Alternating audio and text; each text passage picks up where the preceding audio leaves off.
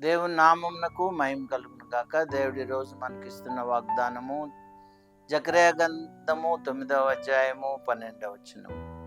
రెండంతలుగా మేలు చేసేదనని నేను మీకు తెలియచేయుచున్నాను.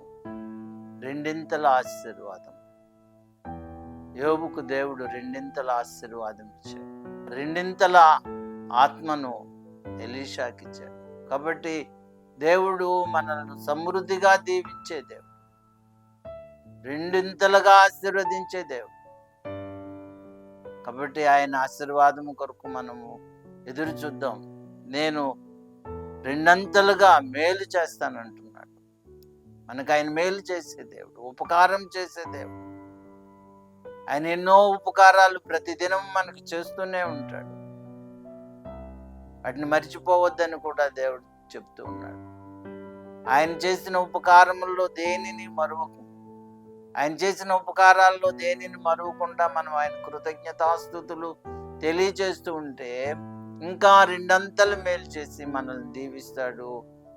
ఆ విధముగా మనము రెండింతల మేలుతో ఆశీర్వదించబడుతుము గాక. ఆమేన్.